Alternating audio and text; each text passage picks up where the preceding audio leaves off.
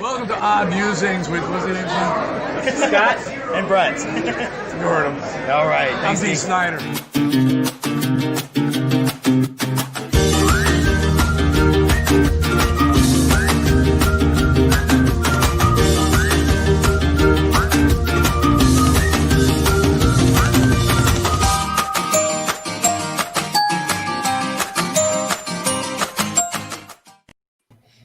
Welcome back to Odd Musings, episode 185. We got more Star Wars, glorious Star Wars for you today.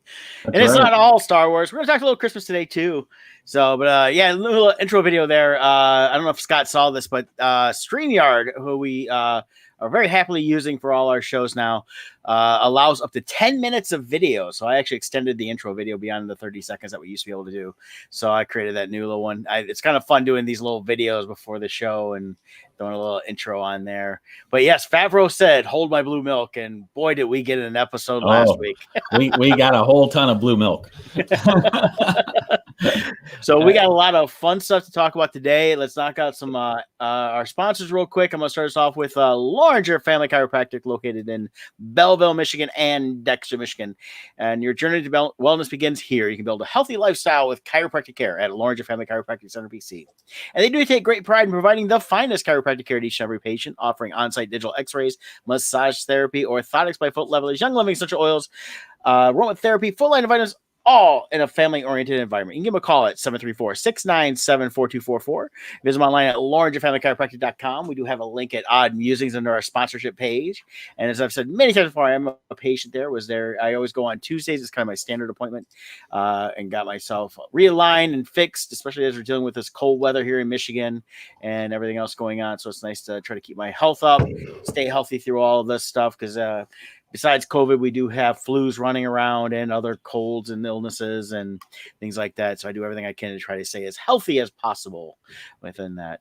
And then we are also sponsored by Team Titans Real Estate. Why? Because you matter. That's right. At Team Titans Real Estate, we utilize the latest in tools and technologies to maximize your real estate experience. But at the core, we still remember it's always a people business. So we make relationships our first priority. It's Christmas time. You know, Christmas is in 2 days, but people are still moving. So if you need to buy a house, let us know. You know, houses are still for sale. People are still buying. It tends to slow down during this week, between Christmas and New Year's, but people are still making moves. And starting in January, things pick right back up. So if you're looking to sell your house in the next 3 to 6 months, give us a call. My number, 586-549-6096, or Joe Webler, 586-277-2145, or follow us on Facebook there. Team Titans RE is our webpage. We post videos all the time and other content on there as well. So Merry Christmas from Team Titans, and hopefully we can say goodbye to 2020 and have a much better 2021. Well, you know what? It's not been the greatest of years in terms of everything going on, but I got to say there has been some positives along with the negatives. Yeah, we've definitely made the most of it, I think. Yes. So I'm excited about what the future brings, as long as there is a future. We can't say lockdown for eternity. Some of these countries are trying. I just saw where Ontario, Canada is locking down for a month. I know. And then Germany's locked down for a few more weeks. But when I see the numbers for us versus surrounding states that still have had restaurants open, our restaurants are still closed here in Michigan until January 15th for indoor seating. You can sit outside in a tent, or you can get carry out. But other states. And if you sit outside in a tent, guess what? You are now inside. I don't know. You can't eat inside unless it's a different inside. Yep, exactly. It's all just Or if you're a movie production. If you're making movies, then you can eat inside. Yeah, that's the only thing I can do that. But we did have one positive here in Michigan. They opened up movie theaters starting today, and so Wonder Woman will be in the theaters. Yes. I'm gonna try to go see that on Christmas Day, and check that out. It's gonna be fun. I'm really excited about that. So I agree. A lot of good stuff there. So I was Wonder Woman was one of the movies I really was looking forward to this year. Kept getting delayed and delayed. I'm glad I will be able to go see it. I'm thinking Christmas Day afternoon. I'm probably going to go. Hopefully, if not, I'll make it on the weekend. But I'm hoping Christmas Day. Yeah, I'm gonna look at the evening, see if I can make that work, and then if not, I'm gonna try to see it over the next few days. Definitely see it in the theater because I think it's worth seeing in the theater, and I want to support that aspect because the numbers are quite down still for theater going. Oh yeah, and definitely want to support as much as possible. Kevin Miner says, "Good morning, gents. Merry Christmas, Kevin. Merry Christmas." So got our pal joining in. I'm sure he's still working as we get up to the holidays here. Yeah, a lot of it's funny about the holidays this year is like so you told me it just doesn't feel very Christmassy, and definitely I'm trying to. I've been watching Christmas specials, movies I like to watch, stuff like that. We've got the tree decorated and all that stuff. It's definitely a different Christmas, but Christmas I think is something that it's there. It's even if you don't celebrate it, it still comes regardless. So, yep, and at the end of the day, Christmas, it's all the gifts and fun is all well and good, and it's a wonderful part of the tradition. But at the core, it's not about the presents. It's about Jesus and the birth of Christ and what he did for us. So whether or not you're in lockdown or not, Christmas is still here. Yep. So I'm looking forward to that. And working a little bit on Christmas Eve myself. And then of course, Christmas Day, I'll be off. And then I'll work a little bit over the weekend. And are they closed for Christmas Day, the Meyer? Oh yeah, Meyer is closing. I think it's 7:00 on Christmas Eve. Shipped has said that they are capping orders. They didn't say exactly what time. I'm assuming by 4:00 on Christmas Eve. So that way they're not going too late. Because if they're closing at 7, then you gotta have time to get there, shop, and get out. Right. I mean, they've always been open till, where the last delivery window, whether it was Target or Meijer, was the last hour. They were, if they closed at 7, that was the last delivery window. I never worked that late just because the fact the stores just get crazy. So yeah, you're out of product by then. I'm just working the morning and I'll see how it goes from there. And I might, if I do anything else, but I also firing up today and tomorrow and for Christmas, my new smoker grill. And today I'm going to throw some thighs and sausage on just to kind of get used to it and how it works. And then tomorrow I'm going to do some pizzas, so a little wood fire pizza. And then of course I'm doing a prime rib and brisket for Christmas Day on it. So definitely a lot of cooking next couple days and everything else. And just enjoy it. Did you get a chance to see the Christmas star at all? The day I wanted to, it was all overcast and gray here, so I couldn't go out and see it myself. But I saw lots of pictures online and those kind of things. Some people shared amazing photos. They must have had far better cameras than me. Yeah, there's some people that are posting that, and they're telling what kind of camera everyone. I have no clue. It's just some high tech thing. But saw some great pictures online, also from different states like Colorado and Arizona and stuff like that. So definitely a lot of cool shots. Wish we could have saw it here in Michigan, but Michigan decided to be overcast. I think Whitmer locked down the Christmas star and did not allow it. There will be no Christmas. 2 heavenly bodies occupying the same space was considered a COVID risk. She's kind of the Meisterburger of the state of Michigan. Meisterburger, Burgermeister from the holiday special, the Rankin Bass. There will be no Christmas this year. But we've had kind of a Christmas gift given to us already in the form of a new Star Wars series. I know this was amazing because they had the big announcement where they revealed like 10 different shows and movies, but they kept the one extra gift under the tree for us. Yeah. Now I watched the video online of Jon Favreau. He was on Good Morning America the other day talking about the series Mandalorian, the Book of Boba Fett, kind of what's going on with Star Wars. And he revealed a couple things there. One is they are already in production on the Book of Boba Fett. He didn't give where at in the production process. So I don't know if they're actually filming now or in production could be just getting everything prepped, ready to shoot the first of the year. After they're done filming the Book of Boba Fett, and we don't have a time on how many episodes, how long it is. He said that after that's done, then they will go into production for The Mandalorian. So what they gave us initially saying that Mandalorian was coming back in December is actually, he kind of said, without saying it directly into that's kind of false. That was kind of the ruse they gave. And so what we're going to see is in December, we're getting the Book of Boba Fett. And then probably right after that is when The Mandalorian will launch on Disney Plus. And now that makes sense because originally when we first were texting each other after the show, this is our actual first time talking about the show directly. Yeah. So it'll be nice having a fresh conversation on the air. But we were texting initial responses.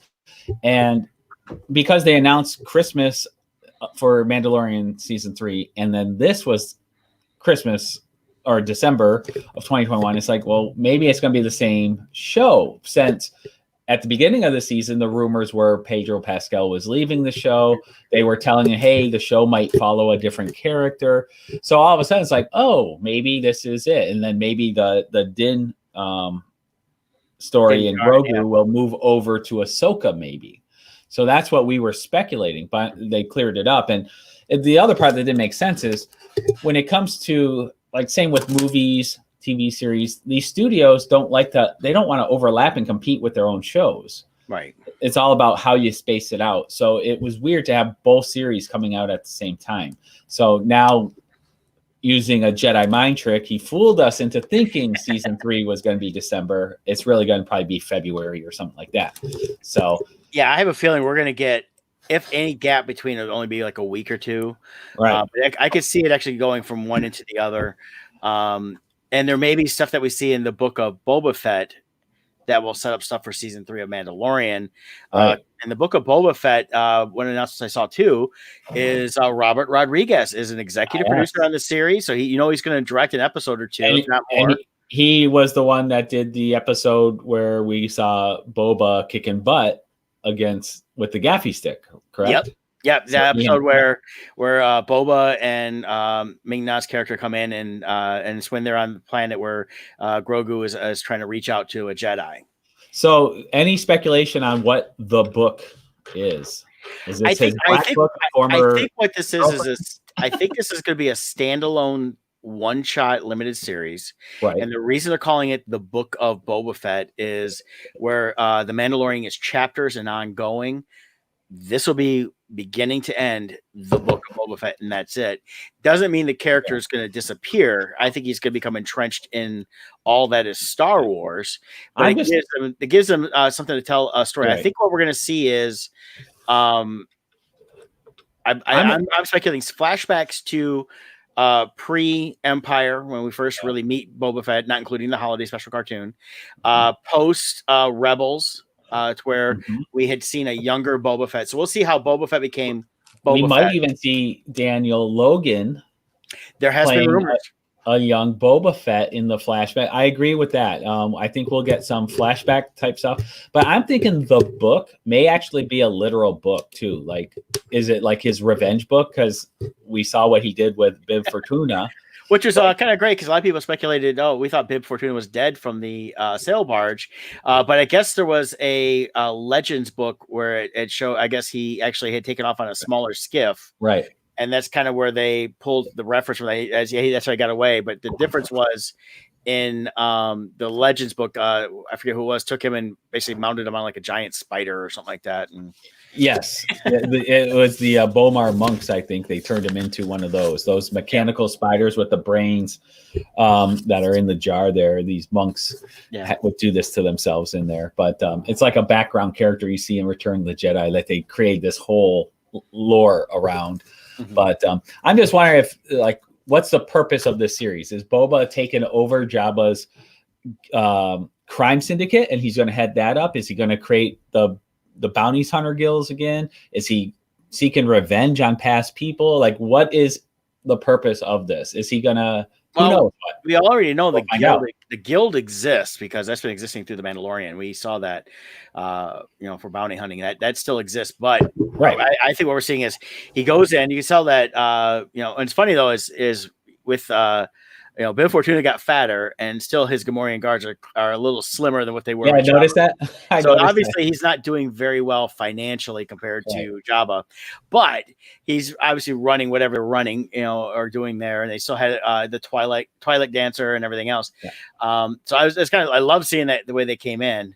And they just took him out and took over the throne. You mentioned the Twilight Dancer too. I think it was very intentional, her look. I think she's supposed to be the same one that we see in the updated Return of the Jedi. That's the thing I've been meaning to look up. I was wondering if it was the same actress, because she did that role again for I think for the special editions when they refilmed some stuff there. So she's still and she did something else. So she's been around a couple times. And still dances. So I think it's because she's an actual dancer. So even though she's definitely older, being she's 83, but it's definitely that's the one that was the green one that got eaten by the Rancor, the actress who you're talking to. I'm the Asian actress who was playing the blue Twi'lek at the end of this one. I wonder if was the same, because there was a new Twi'lek added with the background singers in Max Rebo's band when they did the new song. Yep. I think it's supposed to be her. Okay. But we'll see. That requires more research, but great scene there with Boba Fett. Great ending scene, very reminiscent of King Conan at the end of the Conan the Barbarian series. Yes. With Arnold sitting on his throne. I thought that was great. Yeah, and the throne itself is not this. It's a little different, but it's been used in the Legend series and things like that in Expanded Universe. Because Jabba being so big was always on more of a dais and that. So it was kind of cool. They actually had the throne. I like the setup. The last shot was great. And the funny thing is, watching as soon as the credits started going, they didn't shrink like they normally do. Because I always watch the end credits, and they were a little bit different. There was no concept art. Yeah, and so at first I was like, "Why is there no concept art?" Yeah. That was bumming me out. Yeah, but so I was watching that. I'm going, okay, and then whenever I was like, about halfway through the run of the credits, I was like, "There's a bonus scene. There's got to be." The way it ended, first of all, second of all, just the way they're running it, and as soon as it popped up, I wasn't what I expected at all. I almost expected another revisit with Luke. That's kind of what I thought we were gonna see Luke and Grogu somewhere. But the whole Boba Fett thing, I was like, okay, this is not what I expected. I did not expect Jabba's palace. I did not expect, him to come in and just kill everybody pretty much and take over. Yep. And then of course he's got his right hand woman with him. I like Bib Fortuna's reaction. Yeah, like, Boba, I thought you were dead. So happy to see you. Bam. Yeah, I like that there was no dialogue other than that. And it was like, we're done. Yeah, Boba was there for business. He had no care to talk. Which actually kind of fit the old Boba Fett very well too, where Boba didn't talk much. He was a man of few words. So he's a simple man making his way through the galaxy. Also, what's interesting is how we've seen very sporadically the fates of all the Jabba people. Like Salacious Crumb was in a food market. The torture droid for Jabba's palace was working as bartender in the cantina. We now know where Bib Fortuna ended up. So I love how Star Wars fans, the hardcore fans, love all of that detail. The background characters matter to us almost as much as the main, but not as much. But all of those little details, and for Favreau and Filoni to sprinkle these little things all throughout, that's where we're like, you get it, you know it, and we love it. We feed off of that, and we'll get into it later. But that even with the ending of the episode, how they unfolded that scene just shows that these little details revealed that as fans we're like, yes.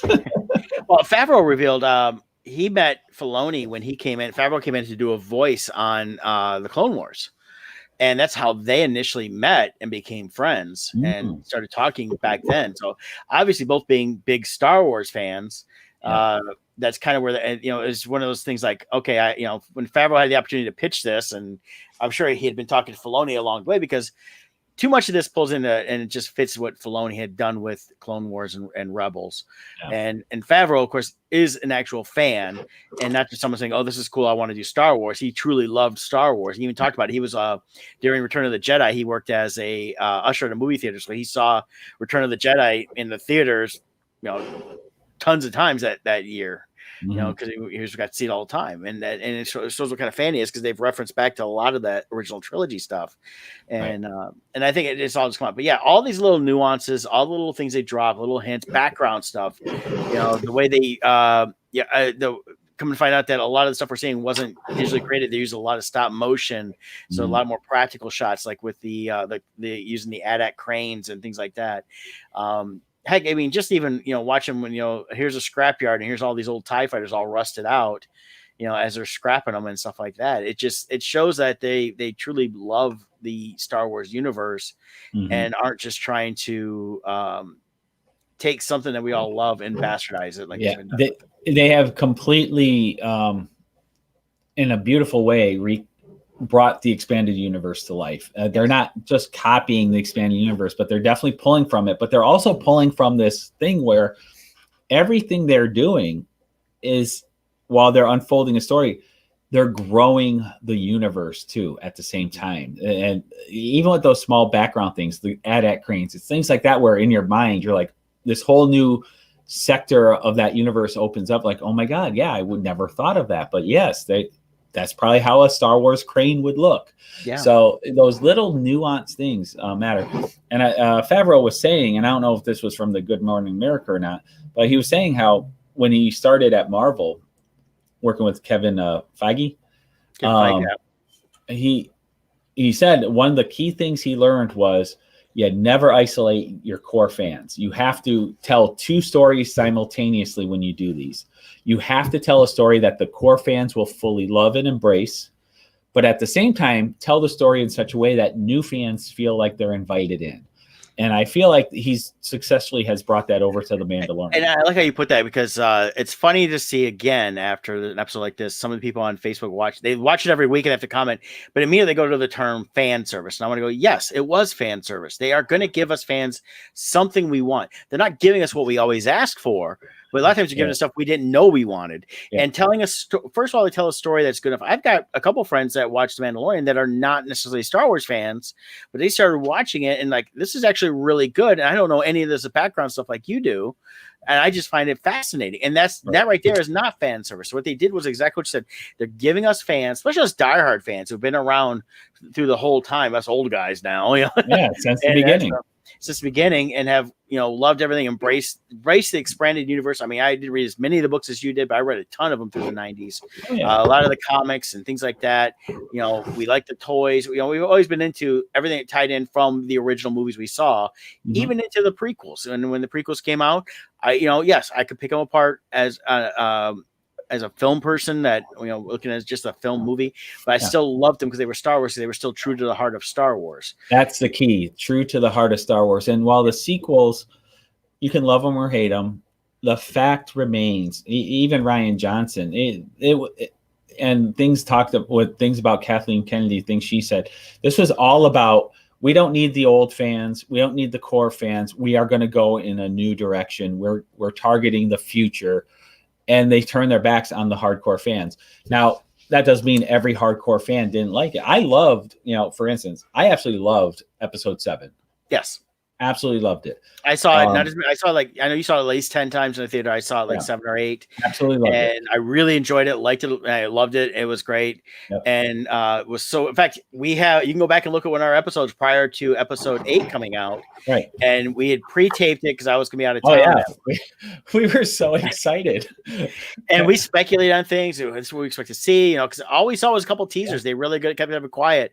Yeah. And I got to tell you, that was one of those. I couldn't believe it. I saw it. Scott saw it. I think we talked that night or next. I forget when we talked, but I think it was the next day. And then as soon as I walked in, I got out of the theater that night on opening night. I got up the next morning, saw it again at 9:00 in the morning, and I was like, I just had to go see it again to make sure it was exactly what I saw, because I just couldn't believe it. Right. It was not tied into hardly anything of the first one. They threw everything out from the original movies, and I was like, this is not a Star Wars movie. Even if they did that, everything they did in episode 8 that the fans like myself hated, even if they did all of that, but they stayed true to Luke, that's all they had to do. If they stayed true to Luke, we wouldn't have liked the other parts, but we would have accepted it and said, okay, but that's fine. But they they destroyed Luke is what they did. They weren't true. And Mark Hamill has been political, I don't mean politics wise, but industry wise, and very professional, I should say, not political. He's been very professional in his reaction. He's a professional, and he's not going to just trash Disney. But it has come out. He made it clear. He talked to Rian Johnson saying this is not Luke Skywalker, and he filed his complaints. But at the end of the day, he's like, I'm a actor. This isn't my story, so I will do what they tell me. But even Mark Hamill said this is not Luke Skywalker. Yeah, and he had initially posted that, but then deleted it.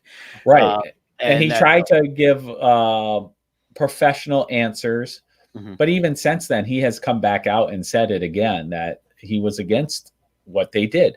And so with this, what they did today or this week on Mandalorian, that was full redemption. That was the Luke Skywalker we all wanted. I watched 40 minutes of fan reaction videos watching that scene, and people are crying. They're excited.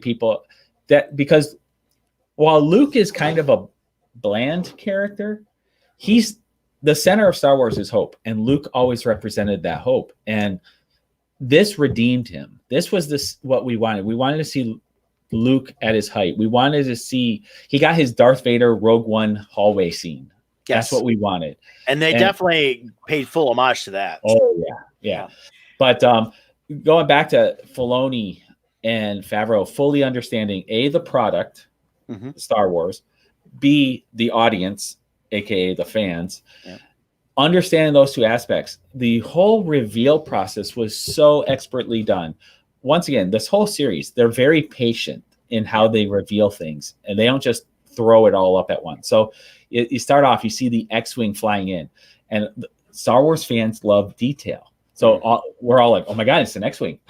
You know what that means? And I know you had the same. It wasn't even just an X-Wing. It was, as they even said in the show, it's a lone X-Wing. A lone X-Wing who flies by themselves in an X-Wing. Yeah, there's always 2 or 3.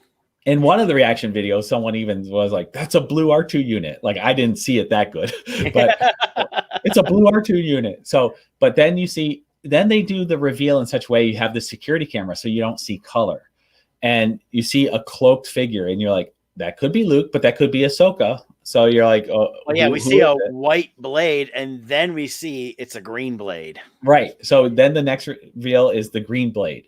Then everyone and what's nice is the way they did the reveal. If you're a hardcore fan, you're piecing it together, and like everybody's like, is this really happening? Are they going to switch it on me? What's going on here? Then you see the scene. It's a gloved hand holding the lightsaber. Then it's like, oh my God, it's a glove. That's Luke. And then you see, of course, then there's another shot, and you can see the belt that he wore in Return of the Jedi. So each time they show it, they're giving you another little nibble of who it is. And then you get to the end scene, and when he goes to remove it, fans would have been ecstatic if it was Sebastian Stan. Yeah. But they managed to even top that reaction by making it authentically Luke via Mark Hamill. Who did the voice. He did the voice. And we find out now he was on set. See, that kind of falls in what we've been talking about. And Kevin is coming here as, he's not a huge Star Wars fan. He just loves seeing them flesh out new characters. It's good storytelling and character development. And that scene alone developed a character that we already know but had not yet visited in this iteration of Star Wars. Right. So seeing him and when he reveals himself and why he's there and everything else. Now we got a lot in that last line there. We got, you have Din giving Grogu over to Luke to be trained and going. Definitely, it felt like you saw the sadness because Pedro Pascal actually did another thing. He removed his helmet, and at this point, removing his helmet, Grogu has seen him without the helmet. Luke has seen him at that point. He may not have turned around to see everybody else, but he's actually removed his helmet, and which goes against the creed he followed with the Mandalorian. Right. But prior to this, we learned that since he defeated Gideon in battle and took the Darksaber is actually his, and Bo-Katan cannot take it. Right. She now I saw a lot of discussion on this online. Wrong. Didn't Sabine hand the Darksaber over to Bo-Katan? But she didn't defeat somebody in battle to get it. She found it.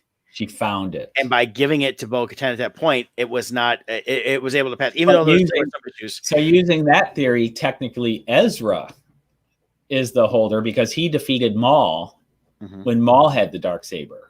Right. And then Ezra gave it to Sabine, and then Sabine gave it to Bo. So if you really want to be technical, what I love is the meme where Bo-Katan is ridiculing Din, the Mandalorian, for following an ancient custom of not removing the helmet. But then she goes and follows an ancient custom of how the saber must change hands.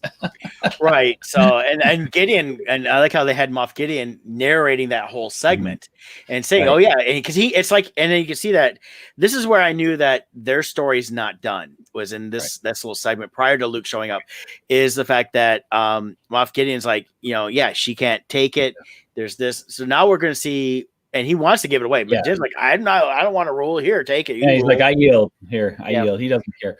But also, so we finished the story arc of Din and Grogu. That story arc completed, and it finished beautifully. Once again, they understand. Filoni and Favreau understand. Star Wars is always, George Lucas always defined it as like a poem or a song where you have different verses but the lyrics echo the verse before and after. Yeah. That scene was a perfect Return of the Jedi moment also, with Luke removing the helmet of Vader to see his father's face for the first time. We got the Mandalorian taking his helmet off and Grogu seeing his father's face for the first time as well. So that was also another echo that occurred between the two. And I think what we're seeing here is they've wrapped up the storyline of Grogu. Now, the setup. In my personal speculation, I don't think that storyline is fully wrapped. I think it's wrapped between. This is a point, and then the next we're still gonna. I think we're gonna have another point, and that's where the episode, Mandalorian season 3, is gonna tie into between the Darksaber, rebuilding Mandalore. But I also think that what we saw with the last shot of Din was, seeing his child. Leave, even though he gave him, and I have a feeling we're going to be revisiting that aspect of their relationship again. Oh, that very well could. I think they will. But as far as a story arc goes, it completed. Grogu he completed his mission. Grogu went off with Luke. Right. I just don't think it's the end of the story. Right. But what I'm getting at is the next storyline, I think, is going to focus, and Grogu can very well be part of it. But I think the main storyline they set up is it's going to be the establishment of Mandalore. Bo-Katan versus Din. I think it's going to be a very Mandalorian intense, almost like a civil war. You're going to have the factions between the armorer and her zealots, and maybe Bo-Katan and their people, and Din's kind of in the middle here. So I think that's what we're going to get for story arc. But of course, Luke could be back in it. Grogu could be in it. Everyone could be in it.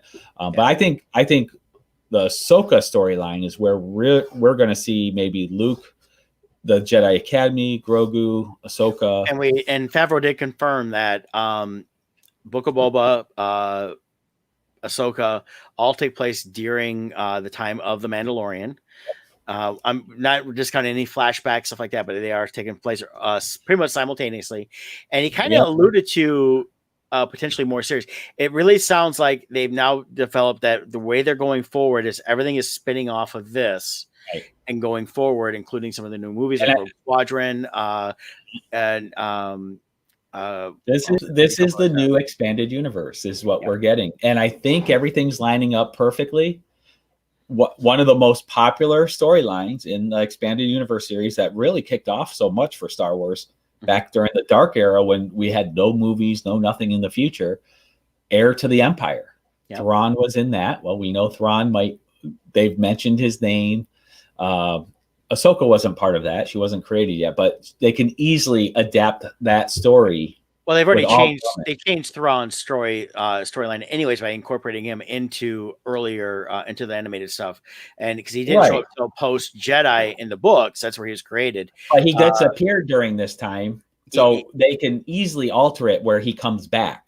Yeah, no, I'm not saying he's gone, because we already know from In the Rebels that he could still be around Ezra Thrawn. We still have that aspect, and they're definitely we know Ahsoka is looking for Thrawn, right? And I think it's tied into Ezra.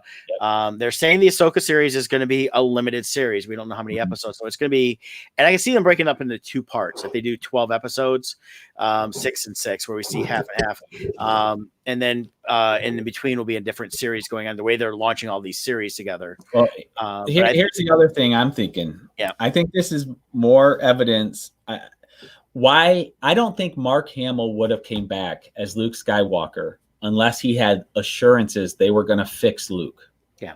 I don't think he has any interest in being Luke if they're not going to redeem Luke. Yeah, and, I don't. I think we're going to see. I'm fully speculating. If I Sebastian Stan, I can see him definitely taking over. I think this was great to use Mark Hamill in this. It gave Mark Hamill his due, and stuff like that. But going forward, if anything ongoing, they're not going to want to do guy the whole time because it won't look good, continuously. So I can see them handing that off to Sebastian Stan, and Mark Hamill being the kind of like the guiding force, to use that word. The way they, just like how they trained Chewie, you know, they had overlap and stuff. So I think Sebastian Stan would be great. The fans want him. Yeah. They want him. And I can't see Sebastian. He has a great history with Disney, as we said before. He's been with Marvel as Winter Soldier. He's been with Disney for Once Upon a Time. So he has a long-standing history with Disney. Disney loves reusing their loyal actors. Yep. And the other good thing, too, is Sebastian Stan is iconic for Marvel as Winter Soldier, but it's such a different look with the long hair and stuff that him playing Luke, people won't look at him as like, oh, that's Winter Soldier. He's not going to be wearing the bodysuit, so he's not all bulked up the way he is as Winter Soldier and everything else. So, and he can do action wonderfully, so we can get an active Luke. So my prediction, once again, I still think everything's on track for Ahsoka to fix the timeline through the Veil of the Force. But now that we have Mark Hamill involved, I'm predicting we're going to have young Luke meet old Luke through the Veil of the Force. Old Luke telling young Luke what he has to do to save everybody in Ahsoka, and I think that's where the fix will happen. And we're gonna see young Luke and old Luke fight the Emperor, or make sure the Emperor's dead in the second Death Star, and that corrects the timeline. Doesn't invalidate the sequels. It just creates an offshoot on the timeline into a multiverse where we are now following a proper timeline. I saw someone posted, and I meant to try to save it, but someone I saw his updated timeline, and it goes through everything, and it gets to the holiday special. They drop a line down, holiday special, and then episode 789. So they're an offshoot of the holiday special, so they don't matter. The key character making that connecting point would be Boba Fett, because he was in the holiday special. Yes, in the holiday special. So I think it's a lot of fair speculation, and definitely Favreau hinted at more stuff's coming as spinoffs from Mandalorian. He didn't want to give anything direct. He was being asked, of course, a little direct, but he was kind of like, well, we'll see what happens, and different things. He goes, these are all currently that we're working on, and with all the announcements, and he did address the announcements. He goes, yeah, we talked, and he goes, they allowed me to keep the Book of Boba quiet. That's why they made the announcement that they did, with saying Mandalorian's coming back in December, Christmas next year. He goes that, but he didn't, he basically allowed to keep it quiet, so that he goes, just like when we when we revealed Baby Yoda, and he said they do call him Baby Yoda on set. So those that say they don't is a lie. He admitted on the air that he does. He likes the fact that they kept it quiet, and of course he got asked about all the Baby Yodas on trees and stuff like that. He goes, we had nothing for when the show came out because we needed to keep it quiet because that was the big reveal. Just like Luke Skywalker showing up was the big reveal. Of course, they said spoilers right away for the GMA thing, and it was a few days afterwards. So if you hadn't seen the episode by then, you watched that, then you got spoiled. Covered just like we are here. So. I shared a screen here. So he still has a chance. I've been reading multiple articles that Disney wants Mark Hamill's blessing to pass it on to Sebastian Stan. But look at them side by side. Sebastian Stan, he's obviously a different human being. He's not going to be 100%, but I'll tell you what, that's easily 90% match to Mark Hamill at that age. He would look amazing as Luke. He has the physicality to do the action roles. So I think like you said, the CGI was a wonderful reveal just because it's like, wow, okay, it's Luke. But moving forward, I can see them doing through the Veil of the Force. You're going to have Sebastian Stan playing young Luke still, and then we'll have old Luke come also and meet young Luke and correct the timeline. I think I think it is. Looking at the Ahsoka logo we talked about last week, it's going to have it's got the images of like what looks like the Veil of the Force, and I think and of course we know that Thrawn and Ezra, when they took off, they're not in like just anywhere. They definitely are flying through something very similar to that, and for them to find them, I think it's all going to be tied into that and tied in back. And then we know that with what they were doing with the blood of Grogu was basically cloning, using them to create the Dark Troopers, which are now all destroyed. That sounds like it could be a Star Wars movie, The Blood of Grogu. There we go. Chapter 11. And I think that might be part of what we could see tie into with the Mandalorian too, is, and maybe something he's got to continue to protect Grogu. So a side note, somebody who disappeared from the ending of the last episode. Yeah. I don't know if you noticed somebody was missing. Yeah, he wasn't in that. No, well, I mean that officer everybody's been talking about, the Imperial officer that worked with Gideon. She wasn't on the bridge, I don't think, when they stormed it and killed everybody on the bridge. She was on the episode and in the ship. She was, but not at the end. I didn't see her I watched carefully. I did not see her in the batch of people killed. So where is she at? Yeah, I think she's a key character that is still yet to fully be revealed. And I think she's going to have a hand in trying to rescue Gideon. That's what I think.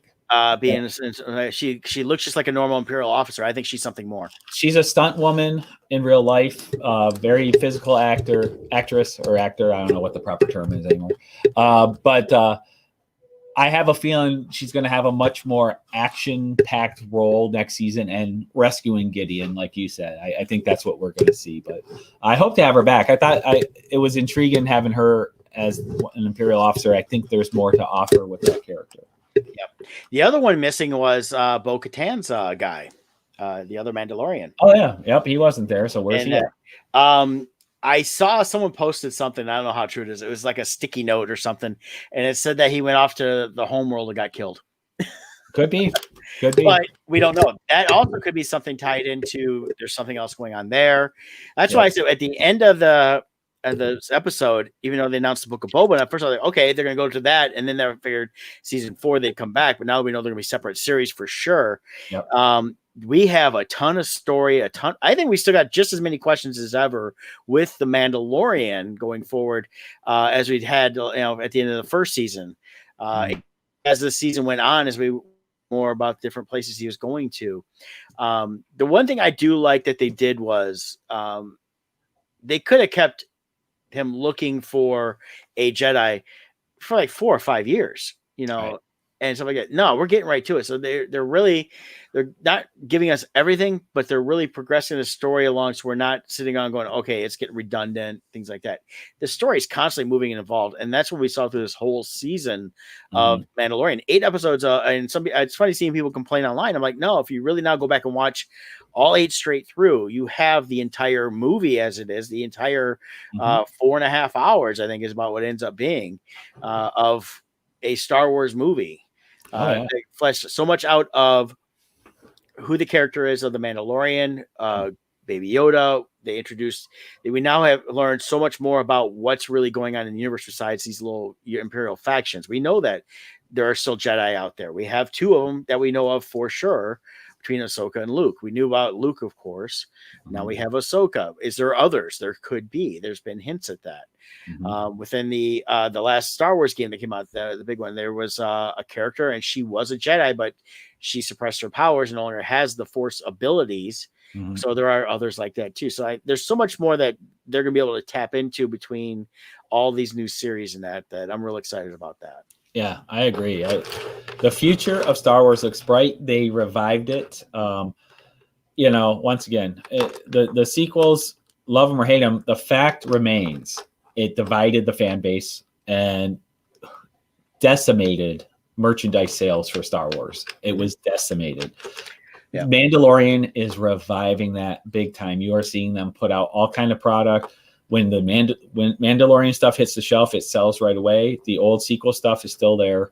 Yep. It's just a fact. Whether you liked it or not, it's not being received. So it's time to move forward in a new direction. And I think everything is there in place. The rumors are Favreau's going to be taken over from Kathleen Kennedy. Sounds like Filoni's going to be his right-hand man.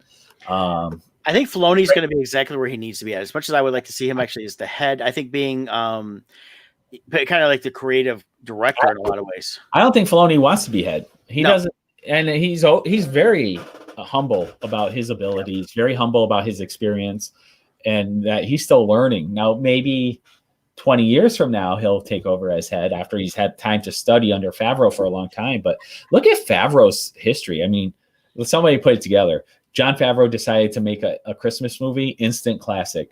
Jon Favreau decided to make a superhero movie, created the Marvel Cinematic Universe. Got created. Now he decided to make a Star Wars show. Bam! He saved the series. He really is amazing in his abilities, which is so funny because like I was just watching. Oh, what's that Christmas one? Reese Witherspoon's in it. But it 4 Christmases. Maybe Favreau is in it. He's the MMA brother to. I think it was Vince Vaughn. Yeah, it's 4 Christmases where they have all their families they got to hit. Yeah, it's so funny watching him in that role. Thinking this guy is the future head of Lucasfilm, the future savior of the Star Wars franchise, the future creator of the Marvel universe. Like. It's so funny watching him in that role. He's got a mohawk and he's an MMA guy. He's beating up his brother in the living room. Yeah. Well, and that's the thing. He still likes to act, but he likes to direct. He likes to write. And I think, though, and especially when said that, if he takes over, as we're all expecting him to at Lucasfilm, he still wants to be able to direct. He's still going to direct stuff. He's still going to be showrunner for Mandalorian. Yeah. Him along with Filoni and Robert Rodriguez doing the Book of Boba, which I think is great. Seeing Robert Rodriguez come in, he's another director, writer that is a true fan of a lot of these genres that we like and can definitely bring his take and spin on it without trying to change, what we all like about it and try to recreate it. Just look at that episode he directed of The Mandalorian, just the one, all the action he threw in, a lot of those were like his type of shots, stuff like that. It was just fantastic. But he didn't come in and say, well, I'm going to change everything in this episode so it screws up the whole timeline or everything. Yeah, no, he stuck with it and took the script as it was and just added his embellishments to enhance it, but not take it away. Right. So one thing we need to mention too is Christmas morning is coming up. There's going to be a Mandalorian special on Disney Plus on Christmas morning. It's a 1-hour episode. They're only doing one, it looks like. So it's not a full series this time. So, right. But I think it's exciting. The last season of that, they did the 8 episodes and they covered everything. So we've seen how they actually make the series, things like that. So now we're going to get a retrospective episode of here's us looking at the entire season and talking with everybody there. So I'm real excited to watch that too on Christmas morning. And I'm hoping they will reveal the concept art for the final episode as well. Hope we see that. I'm curious though, we still have not seen any character posters for this last episode. I had not looked. Yeah, usually we get some stuff. Now we did get on StarWars.com the last Mandalorian Monday. We do get a Force Effects Darksaber coming out this next year. And it's running like $250. Mm-hmm. So, but I hadn't looked yet. The big thing was the Book of Boba was right on the StarWars.com. And we had another character return we didn't talk about either, R2. Mm-hmm. It was so nice to see R2 show up. It was like, oh yeah, R2. And then we see the meeting between Grogu and R2, which was a little reminiscent of Empire Strikes Back, Yoda meeting R2. Yeah, yep. And they kind of chattered back and forth, so it's almost like they may have known each other. I know. I was waiting for Grogu to start hitting him with the stick. Yeah. Trying to take the thing from him. Yeah, the last character poster we had is Ming-Na's character. Yeah. Fennec Shand. And we know she's going to be back with the Book of Boba. And she's just doing Ming-Na does such a wonderful job too. In she was great in Agents of S.H.I.E.L.D. Love her in this now. Another actress who's been with Disney for a long time. Disney likes sticking with their actors. She was Mulan way back when. So she's been she has quite the history with Disney as well, between Agents of S.H.I.E.L.D. and her other things. This is some of the international art they just posted, with different Brazilian. This is The Way by Kin Noise.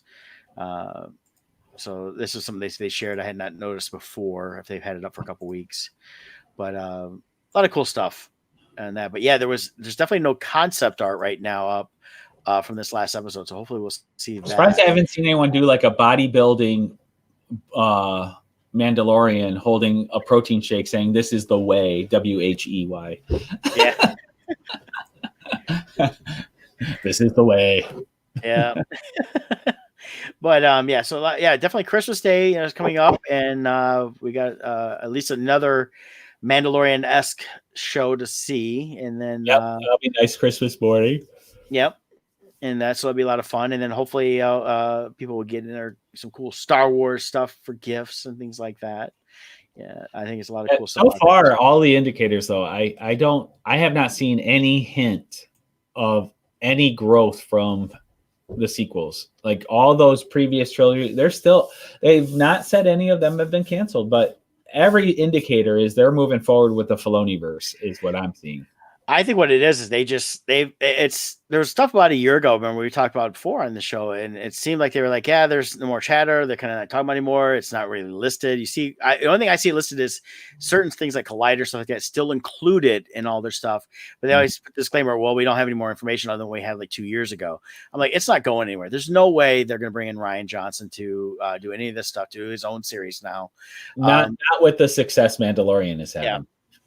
So the problem is, that's the problem. It's just he doesn't know how to handle any of this stuff. So, and that's where I think they've realized. I mean, Kathleen Kennedy cannot argue with the fact that they come out with anything Mandalorian, it's pretty much selling. I mean, the little micro machine ships that came out last year, I got you that for Christmas last year, if you remember, and it was because they were so hard to find. Because as soon as people saw the episode, I got mine prior to it, and then as soon as it came out, people were hunting for those. Oh yeah, and stuff like that. Of course, I mean now we have a new ship. We don't know what it's going to be, but his old ship's gone. So what's their new one going to be?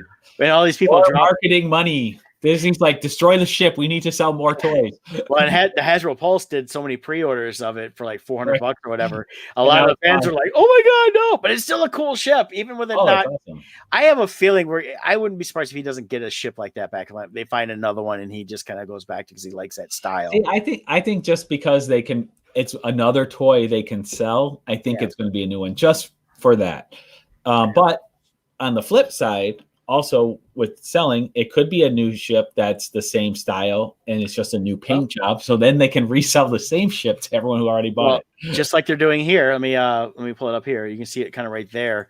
But at Entertainment Earth, you can buy it there, and it'll be, I'm sure, Amazon and some other places.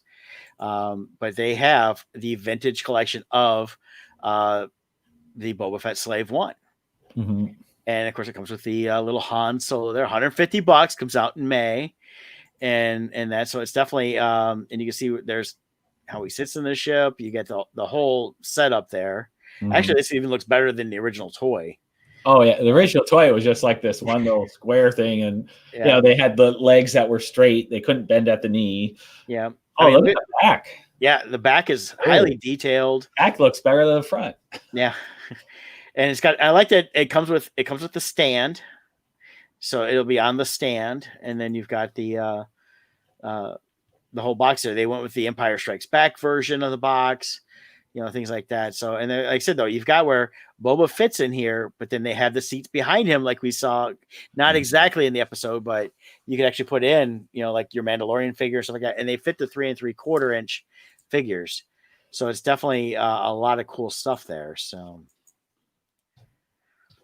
but yeah, I mean, that's the thing. They'll be able to sell those ships, I think, for the Mandalorian, but we'll see. I'm also hoping to see if we do get more vehicles. I wonder if they'll do the TIE fighters with how we saw them in the Mandalorian, where the sides fold down and things like that. So, speaking of, there's final pictures somewhere. Where are the final pictures?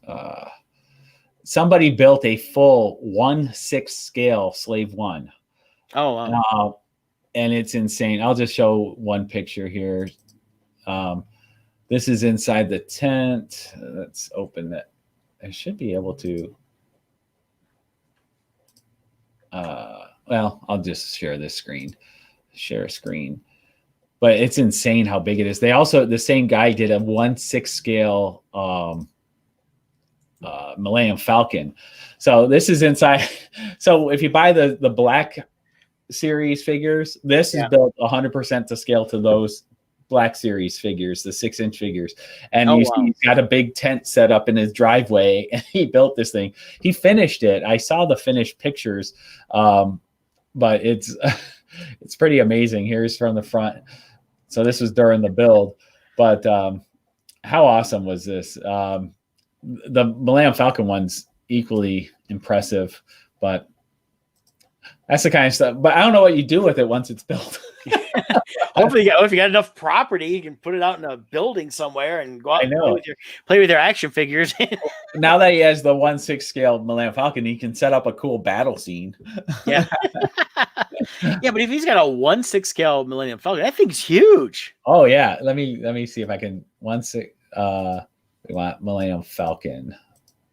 I forget what I used to be on this guy's site. I don't remember his name though. Millennium. I can't spell. Let me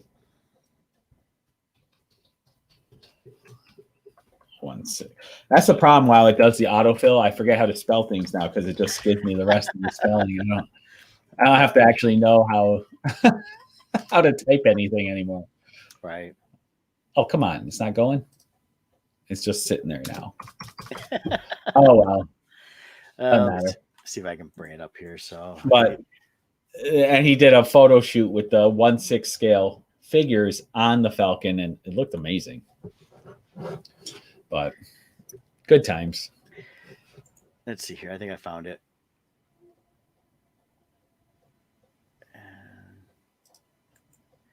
HeavyMetal.com had it on there.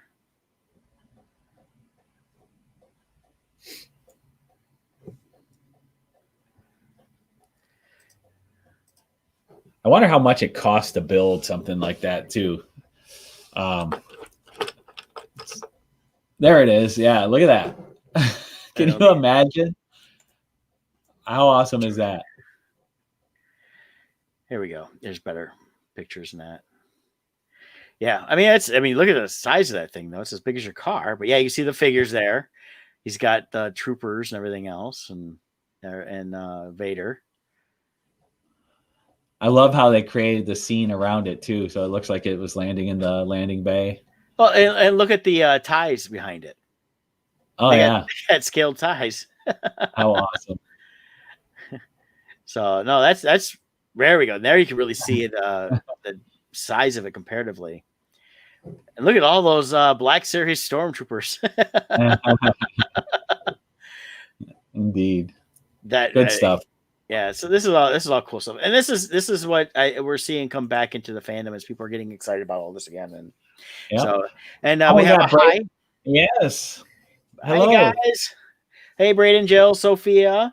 I'm sure doing an Indiana trip soon. I'll be getting my issues sometime by January 1st. I should have my copies in, so we'll have to make plans to go down there and see everyone. Yeah. So, and I'm sure if Chloe was there, she'd be saying hi too. So hi to Chloe, because I know she's probably over her mom's right now. So good seeing you guys, or you guys seeing us, I should say. So, but yeah, we've covered a lot today. Star Wars is alive and well. We've got to wait a long time before we see some more Star Wars, but I'm definitely going to be going back and revisiting from chapter 1, the entire Mandalorian. And looking forward to that. Looking forward to everything new coming out. We do have new Marvel starting in January. Yeah, we'll be switching to the Marvel show then, I guess. Yeah, so we've got a lot that Disney is doing, which is great. They're bringing out pretty much straight on through. Miss you guys too. And that, but yeah, we've got a lot of cool stuff. I like how they're doing. We're getting the series basically back to back to back. So we've got these new cool series coming out within fandoms that will lead us right back up into the Book of Boba in a year. And not looking to rush it, but definitely looking for some great stuff in 2021. Join us next week. We'll be, of course, discussing the end of 2020, and of course we'll get a little Wonder Woman in there because we'll both have seen it by then. And yeah, we'll do a Wonder Woman review. That'll be good. Yep. We'll review the behind-the-scenes Mandalorian show. We'll be talking about that, I'm sure. Yep. And then how our Christmases were, maybe New Year's. I don't know. Will the Earth even be here in 2021? I don't know. I don't know. People are still hoping for that meteor, so They almost got it. It missed us though. I know. It's just like, oh, I missed it by that much. So, all right, guys, join us next week. We'll see you then. Merry Christmas, everybody.